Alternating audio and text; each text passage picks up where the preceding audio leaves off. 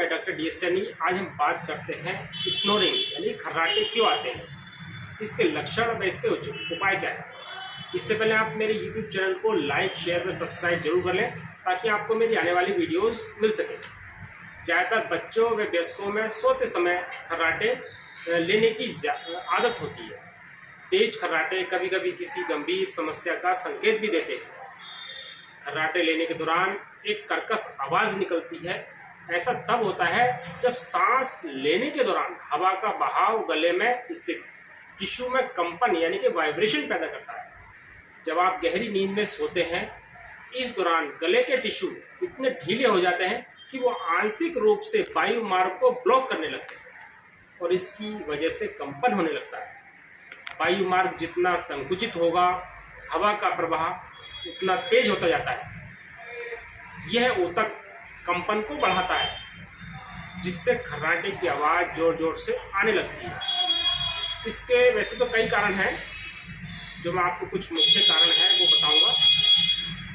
जैसे कि लंग्स में प्रॉपर ऑक्सीजन ना पहुंचना, नाक व गले की मसल्स का कमज़ोर होना और आमतौर पर साइनस की समस्या होना। साइनस यानी कि नाक के अंदर बदबू पैदा होना, सर्दी लगना व डस्ट से एलर्जी होना, बच्चों व बड़ों में टॉन्सिल्स बढ़ना व नाक की हड्डी टेढ़ी होना, ये मुख्य वजह हो सकती है।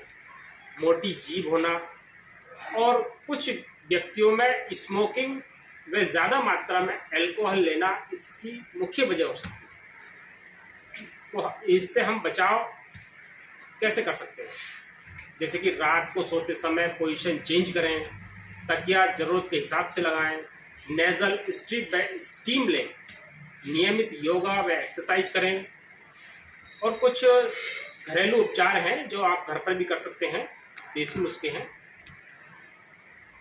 1 चम्मच हल्दी 1 गिलास गुनगुने दूध में डालकर रात को सोते समय नियमित सेवन करें, इससे भी लाभ होगा। और जैतून का तेल व शहद गुनगुने पानी में मिलाकर पिए, इससे भी लाभ होगा। और थोड़ा सा देसी घी गुनगुना करें, उसकी एक बूंद रात को सोने से आधा घंटा पहले नाक के दोनों छिद्रों में डालें, इससे भी लाभ होगा। और इलायची पाउडर 1 गिलास पानी में मिलाकर रात को आधा घंटा सोने से पहले पिए, इससे भी लाभ होगा। और पानी के गरारे करें। अब मैं आपको कुछ दवाएं बताऊंगा। वैसे तो सभी पैथियों में इसका इलाज है, एलोपैथिक में भी है, आयुर्वेद में भी है और होम्योपैथी में भी है।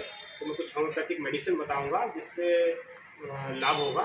जैसे डल का मारा है 30 पोटेंसी में, आप इसको सुबह दोपहर शाम 2-2 बूंद ले सकते हैं, लाभ होगा। पल्सर पिला है 30 पोटेंसी में, ये भी आप सुबह दोपहर शाम ले सकते हैं।